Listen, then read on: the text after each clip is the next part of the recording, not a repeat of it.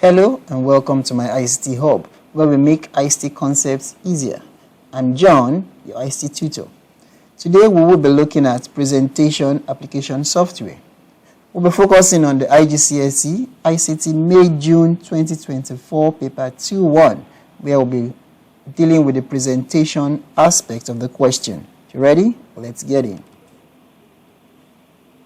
Alright, task 4, presentation. It says you are going to create a short presentation. All slides must have a consistent layout and formatting.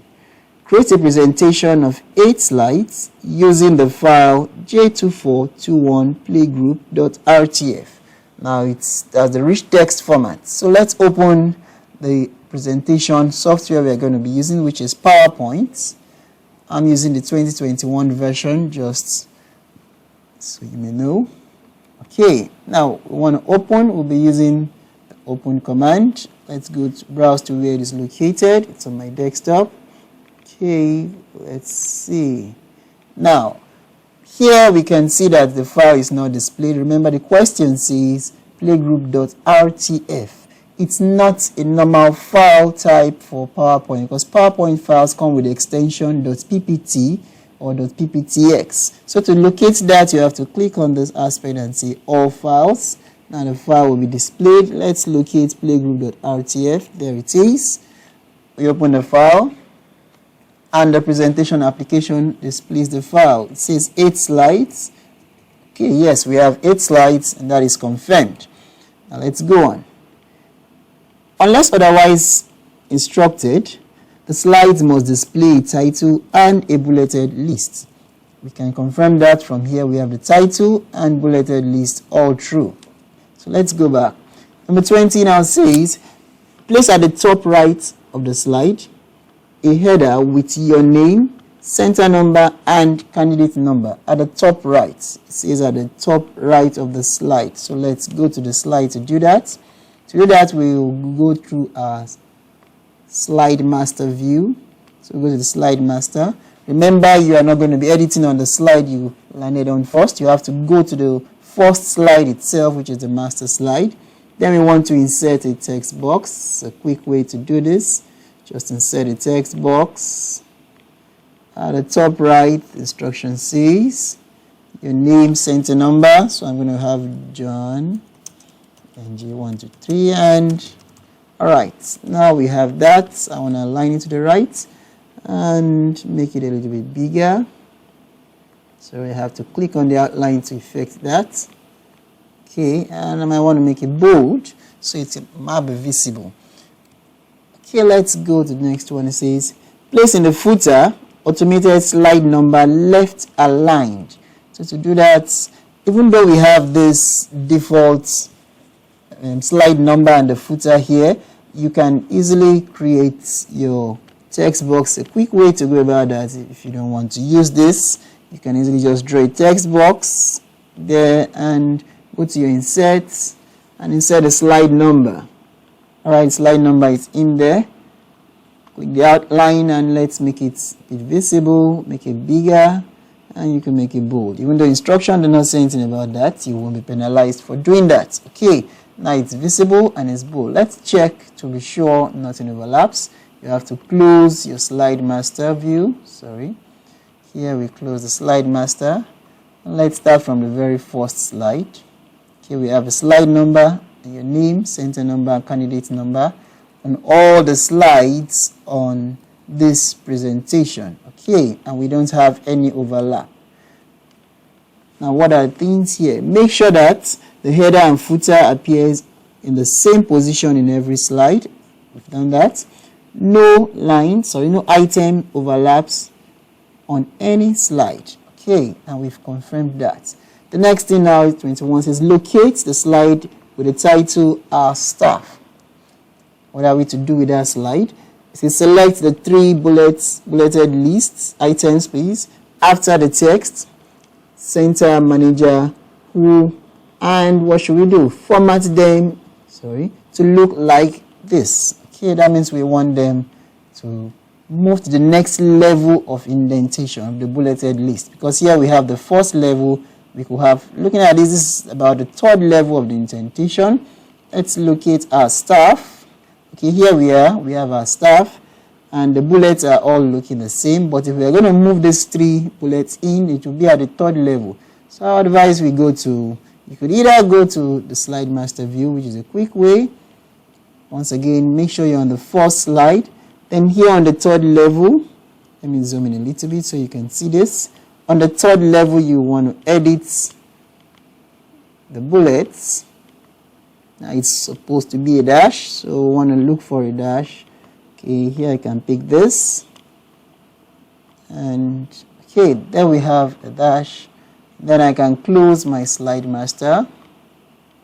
Then let's highlight the 3.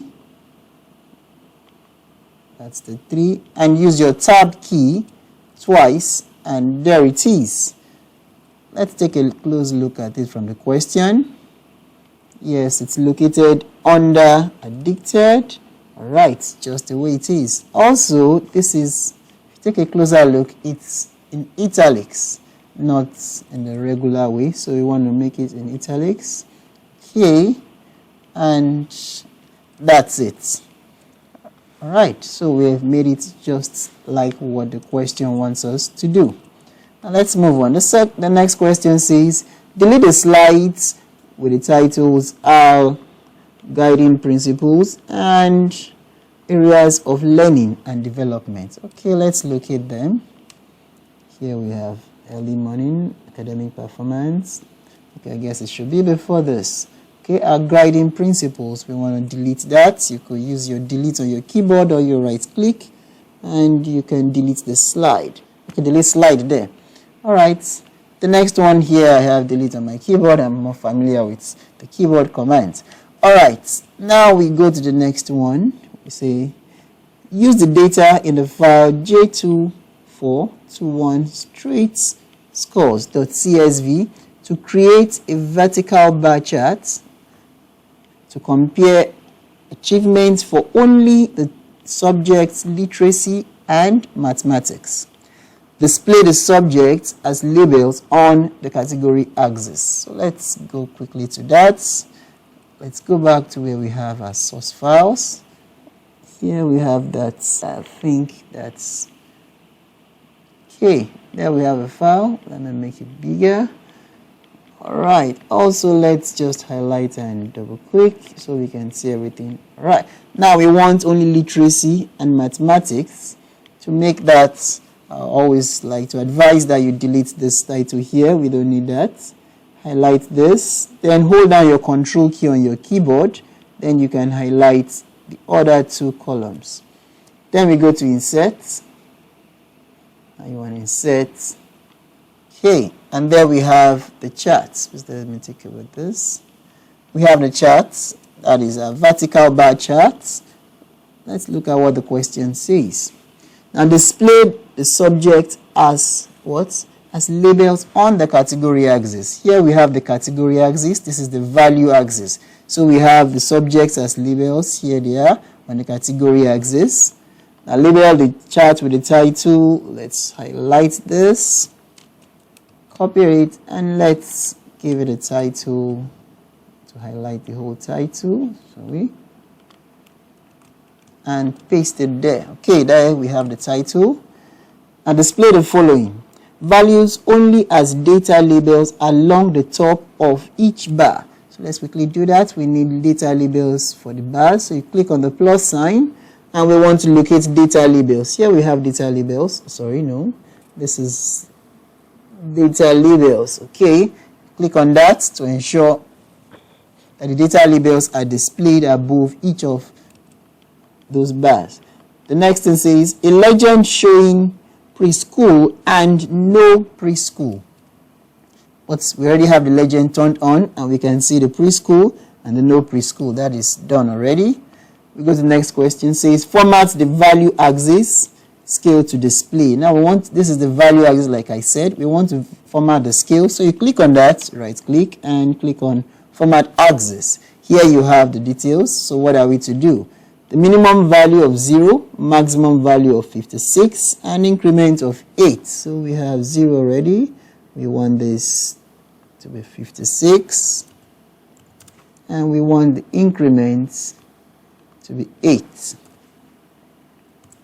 Okay, and you can see that 0, 8, 16, and the maximum 56, the minimum 0. Okay, that has been effected. Place the chart to the left of the button, of the bullets on the slide with the title Academic Performance. So we want to click on that slide, the chart, copy it, and let's go to the presentation. We are looking for academic performance. Okay, here we have academic performance. The slide is going to be to the left of these bullets. So we have something like that. I want to just extend this. Okay, and let's paste the slide, the chart, bring it here and make it bigger so that it is visible. Okay, let's move this a little away. Okay, that looks good. Now we go to the next question, which says, no words are split. Yes, that is on the bullets. All data and both the chart on the bullet, all data and labels are fully visible. Let's take a look at that. Here we have labels and data are all fully visible. Okay. And the next question says, the chart and its contents do not overlap any side items. So we can see here, none of the items are overlapping. The chart is fully visible and nothing is overlapping here. Next question now says, on the slide with the title Long-Term Benefits, create an arrow-shaped action button that looks like this. Okay, so we want to go back to the presentation. Long-term benefits. So let's see, was the location specified? Long-term benefits. Button that looks like this. Do we have any location? Position this in the bottom right corner. Okay, good. So location has been specified. We want to insert that action button is a shape. Let's look for the arrow. Here we have the arrow, bottom right corner. Okay, have something like that. Okay, that's good. Now what are we to do with it? It says format the action button so that when clicked, it opens the document with the file name J2, that's J242 lifelong.csv, and enter the text lifelong games in black font on the action button. Okay, so let's quickly do that. Insert this black font in the action button. Here we want to right click on it and you want to click on add text or edit text. Yes, edit text. Then you want to highlight it and let's change it to a black font. You go pick the text color. Let's make it a bit bigger. Then let's see, before we create the button, create the link rather to that file lifelong. It says the text displays on one line. Yes, the text fits within the shape and does not overlap. Okay, take a screenshot evidence showing the action button link to the correct file. Okay, and place this in your evidence document. Make sure that the file name is fully visible. All right, let's take a look at that. So how do we create the action button? And we click on this. Let's go to insert. We want to insert a link. Now this is the link. Now we are linking it to a file which is in the same location where our source files is. So we want to go to the source file, it's on the desktop. Okay, we have a desktop. I want to locate 2024. All right. Yes, we have that. Okay, the file says livelong.csv, so we have livelong.csv here. Then let's take a screenshot before we leave this place. Take a screenshot. Okay, we take for the evidence document. Okay, then we can click on OK. Let's go and paste that in the evidence document. Okay, I want to paste that here. All right, that's the screenshot. Let's close this notification. Okay, that's the last evidence. Let's just push this down. Okay, here we have a screenshot pointing to the right file.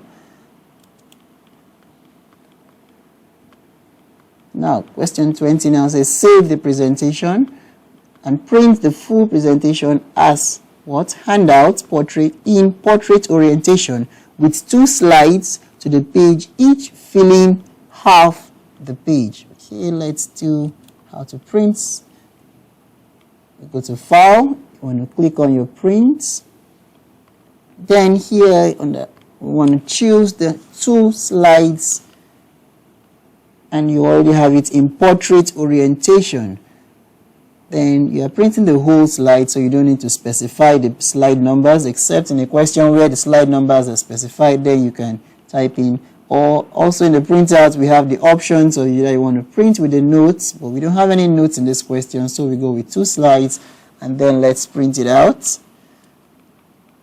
Let's store it here in this folder. We call it printout 1. Alright, let's take a look at what it's going to look like out there.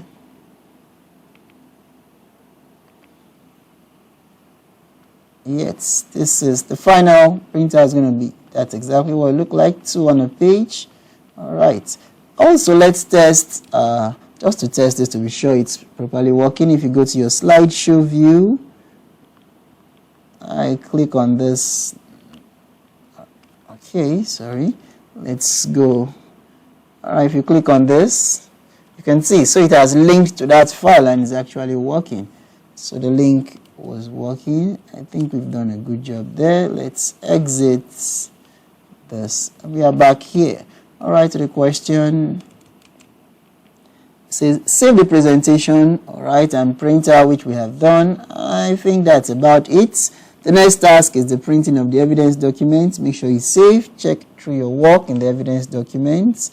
So we have the evidence documents here, which you can check through everything. Okay, this is for the document production where we started question. Then we have for the data manipulation, and lastly here we have the presentation. Okay, so once this is done, you can also save this in PDF, or you print it directly if you have your printer connected to the system. Alright, on that note, we end this question. If you found this video helpful, please hit the like button, subscribe to my channel, and also you can click on the notification bell so when I release another video, you will be alerted about it. Thank you, and until I see you next time, do stay safe.